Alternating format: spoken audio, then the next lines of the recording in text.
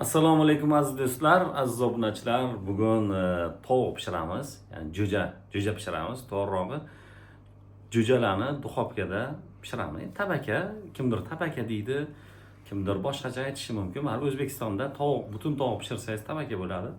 Shuning uchun shuni qanaqa qilib pishirish ko'rsataman. O'zimning retseptim juda ham ajoyib, juda ham mazali bo'ladi. Shunga boshlaymiz. Xo'p, ketdik. Xo'p, mana 600-700 grammlik jo'jalar. 4 ta jo'ja bizada. Hozir mana shu 4 ta jo'jani pishiramiz. Xo'p, biza birinchi qiladigan ishimiz mana bu joyini olib tashlaymiz. Buni olib tashlaymiz. Xo'sh, ana endi qanotlarini uchini ham kesib tashlaymiz. Bizga bu kerak emas. Xo'sh, endi buni ichini ochamiz. Bismillahirrohmanirrohim. Xo'p. Agar jigarlari kerak bo'lsa, mana bu joylari qoldirish kerak bo'lsa, qoldirasiz. Kimgadir yoqmasa, olib tashlaysiz. Biz tovuqimizni yuvib olganmiz, yuvilgan tovuq bu. Shuning uchun men ichini qoldirmoqchiman, to'g'risi. Men yaxshi ko'raman jigarlarini. Hammasini shu shaklda kesib olamiz. Ikkinchisini ham olib tashlaymiz.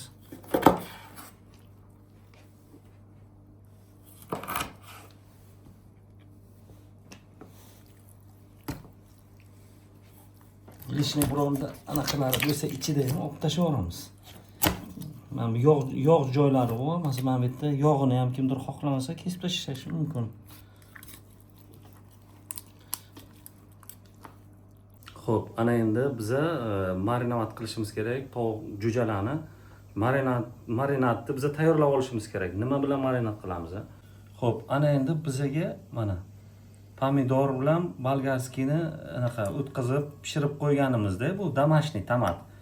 Lekin pomidorni o'zi ham bo'ladi. Pomidorni o'zini ham sixaydan o'tkazib tayyorlab olsa bo'ladi. Xo'sh. Endi bizga mana bu ajjiga kerak. Mana bu ajjiga juda ham aromat, juda ham kerakli mazani ozgina achchiq beradi.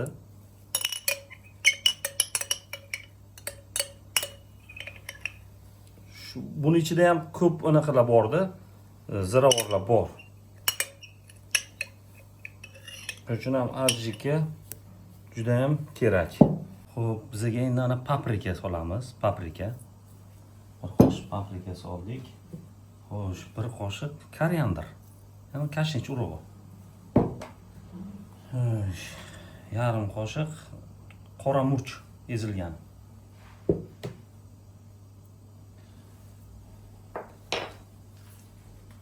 Endi yog' solamiz, rastительный masla. Ozgina yog' solamiz, taxminan 100 grammcha.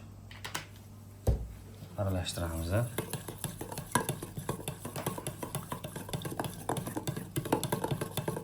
Xo'p, o'rtoqlar, ana endi biza mana yuvib oldik. Hammani yana bir martadan yuvdik. Xullas kalom. Ana endi biza buni surtamiz yaxshilab, mana. Tashqarisi, ichkarisiga polniy surtamiz. Marinatimizni.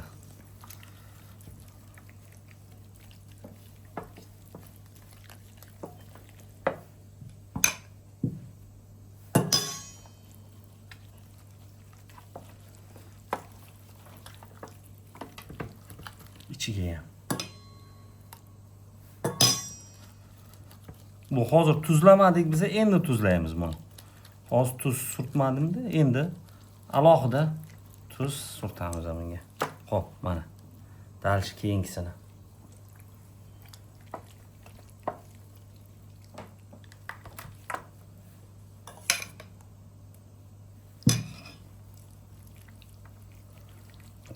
Shu ajjikada aromat borda, hidi kelib turaveradi o'zi. Juda ham mazali bo'lib.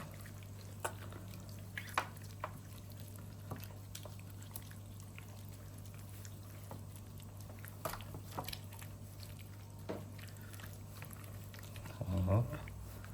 Endi bunisini ham qo'yib olamiz. Xo'sh, ana endi mana tuzlaymiz. Tuzlaymiz yaxshilab.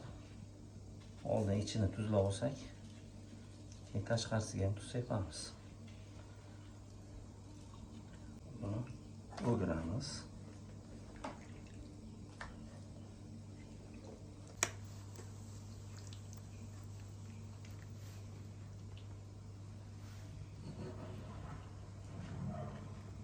Tashqarisidan ham sepamiz endi.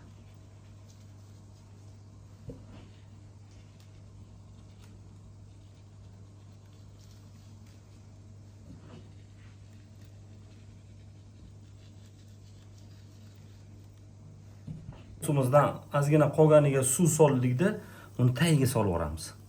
Hop. Ketdi. Ana, tagi ham yopishmaydi, ham sochliroq chiqadi. Xo'p, ana endi rozmarin bo'lakchalari обязательно, chunki buni beradigan aromati ajoyib aromat beradi. Timyan. Bo'lmasa shart emas, bo'lsa qilish kerak. Bo'lmasa hech qanaqa nimasi yo'q. Lekin bu aromati ajoyib, juda ajoyib. Xo'sh. Ana endi buni ustini biz folga bilan yopamiz. Xo'sh, ana folga bilan yopamiz. Xo'sh, ana endi qizib turgan duxovkaga 200 graduslik duxovkaga 200-250, masalan, gazli duxovka bo'lsa 250 gradus qiziydi u. Undan ham ko'proq qiziydi. No 250 gradus agar elektriskiy duxovkalarda 200 gradusdan oshmaydi menimcha. 200 gradus. 200 mayli 250. Xullas kalom 50 minut 1 soat atrofida pishadi. Bu kuyib ketmaydi, chunki tagiga ozgina suv soldik. Ideal darajada pishadi, xudo xolasa 50 minut 1 soat. 1 soat maksimum. Ketdik bo'lsa. Do'stlar, endi hozir jo'jalar pishib chiqquncha biza uni ustiga surtish uchun sous tayyorlab olamiz. Bizga nima kerak bu uchun? Asal kerak. Asal, hozir mana bunga asal solamiz.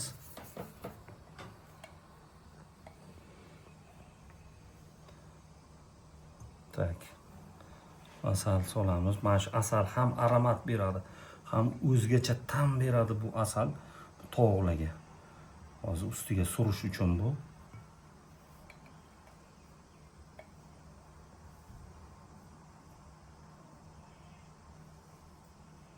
Ozgina buni eritib olamizda, keyin soya qo'shamiz.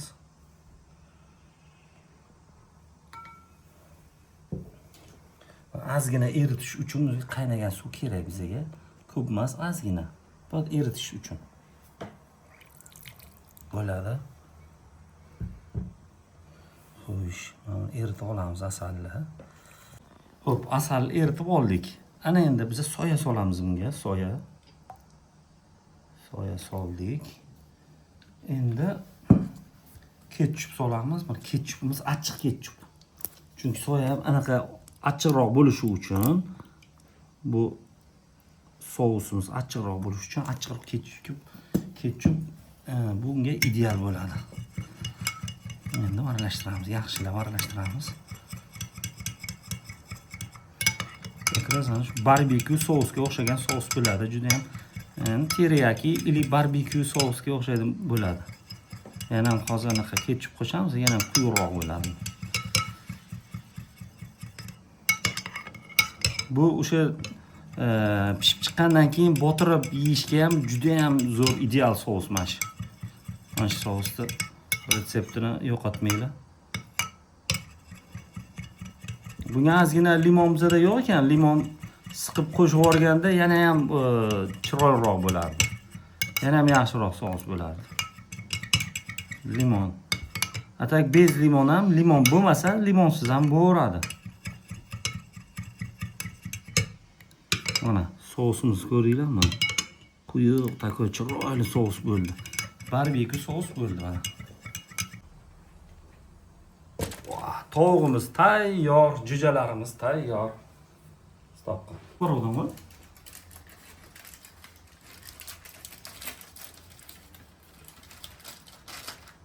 Xo'sh, bismillah.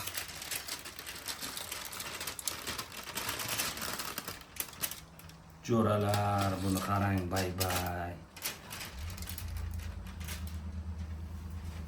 Endi bularni olib tashlaymiz. Mana olib tashlaymizda. Endi sous surtamiz buni ustiga. Sous surtib, yana tiqib yuboramiz duxovkaga 5 minutga.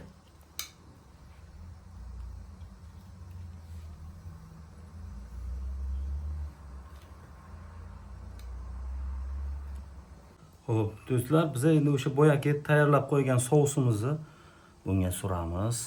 Qarang buni vidini. Bay. Uje ko'rinishi ham o'zgaradi, uni ta'mlari ham o'zgaradi hozir yeganda. O'sha asaldagi aromat, asaldagi o'sha karamel nima juda ham bunga ham ko'rkamlik baxsh etadi, ham mazasi ajoyib bo'ladi. Bu albatta xuddi shu usulda tayyorlab ko'rishingizni maslahat beraman.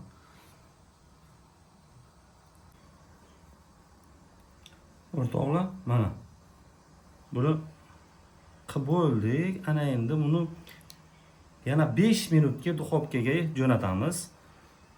Mana bu ustlari chiroyli bo'lishi uchun bu ozgina qotadi hozir, asal bor-ku, karamel bo'lib, usti xrustyashi bo'lib, shunaqa ham chiroyli bo'ladi.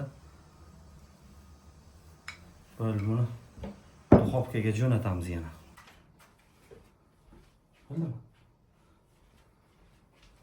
Mana do'stlar, endi buni ko'ring. Buni qarang, bay.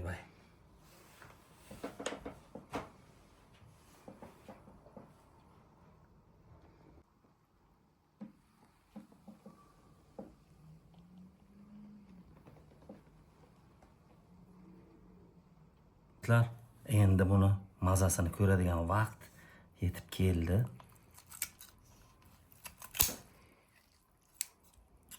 Mana qarang, ichini qarang, bay. Soklar o'zida turibdi. Ajoyib. Juda ajoyib. Ana endi hozir mana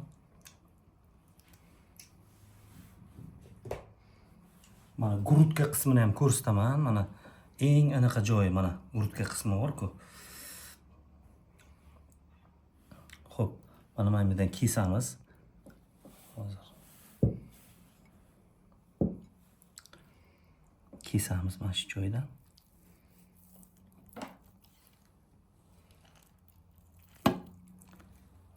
Mana do'stlar, qarang, sochni turibdi mana. Suvlar o'zida qurib qolmaydi-da bu. Do'stlar, endi finalni chas mazasini ko'radigan payt keldi. Bu men yoqtirgan sous mana bu. Bismillah.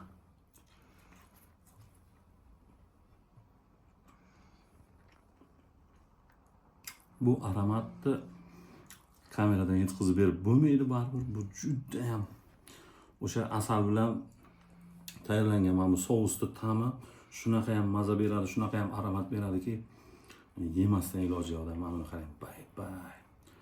Такой сочный.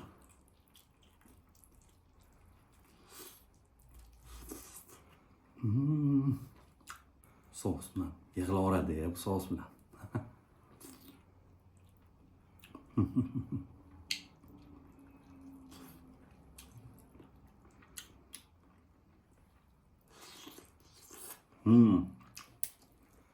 Buni albatta tayyorlab ko'rishlari shart. Majbursizlar buni tayyorlab ko'rishga. Bay.